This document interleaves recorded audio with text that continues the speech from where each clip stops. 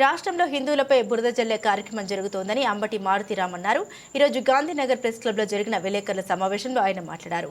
Hindu 26న pastor Praveen Kumar Rajahmundry వద్ద ప్రమాదవశాత్తు మరణించిన విషయంలో కొన్ని క్రైస్తవ సంఘాలు ఈ విషయాన్ని పక్కదారి పట్టిస్తున్నారు. అది ప్రమాదవశాత్తు మరణమని వీడియోలు ఫుటేజీలు స్పష్టం చేస్తున్నా కొందరు మతోన్మాదులు నిందలు వేయడాన్ని ఖండిస్తున్నాం. క్రైస్తవ సంఘం ముసుగులో మాఫియా ప్రవేశించిందని అనుమానాలు వస్తున్నాయి.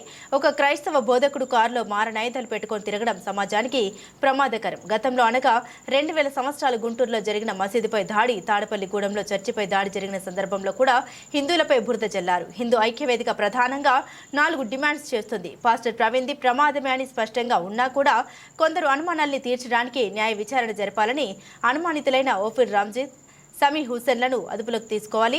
హిందూ దేవతలను, హిందువుల నమ్మకాలని గేలి చేస్తున్న వారిని తక్షణమే అరెస్టు చేయాలి. శాంతి భద్రతలకు విఘాతం కలిగించే వారిని తక్షణమే అదుపులోకి తీసుకోవాలని కోరారు. ఈ కార్యక్రమంలో హిందూ చైతన్య వేదిక మహిళా కన్వీనర్ ఎస్బి కనకదుర్గ, పొట్టి మూర్తి శ్రీనివాస్, జిల్లా సహా సంయోజక్ తదితరులు పాల్గొన్నారు. మనకు తెలిసిన సందర్భమే రాజమండ్రి దగ్గర మరి దివాన్ చెరువు రూట్లో జరిగినటువంటి పగడాల ప్రవీణ్ కుమార్, నిజంగా ఆయన మరణం ఆకస్మిక మరణం, అది మేమెవరూ ఊహించినటువంటిది.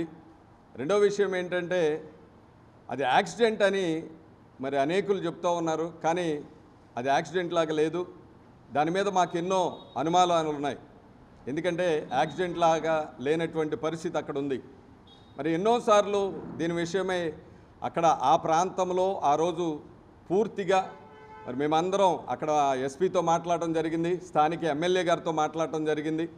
వీళ్ళందరూ కూడా స్పందించి చెప్పిన మాట ఏంటంటే మేము తేలుస్తాం, దాని విషయంలో సరైన దర్యాప్తు చేస్తాం అంటున్నారు. కానీ ఇంతవరకు ఇన్ని రోజులైనా సరైనటువంటి పోస్ట్ మార్టం నివేదిక రావటం కానీ దాని గురించినటువంటి ఒక మంచి నిర్ణయం అనేది ఇప్పటి వరకు చెప్పలేదు.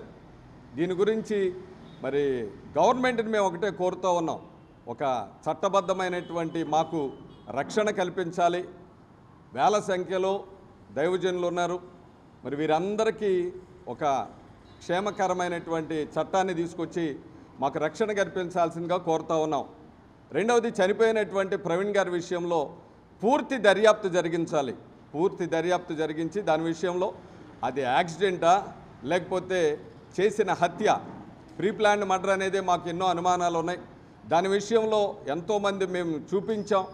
దాన్ని కూడా గవర్నమెంట్ వారు అది తీసుకొని సమగ్ర విచారణ జరిపించి మాకు న్యాయం జరిగించాలని నేషనల్ క్రిస్టియన్ బోర్డు రాష్ట్ర అధ్యక్షుడిగా బి నవీన్ కుమార్ అనే నేను మా నాయకుల సమక్షంలో, జాతీయ నాయకులు జాన్ మాస్ గారి సమక్షంలో మేము దీన్ని మరి ప్రెస్ వారికి అలాగే రాష్ట్ర గవర్నమెంట్కి, పోలీసు వారికి మేము మనవి చేస్తూ ఉన్నాం.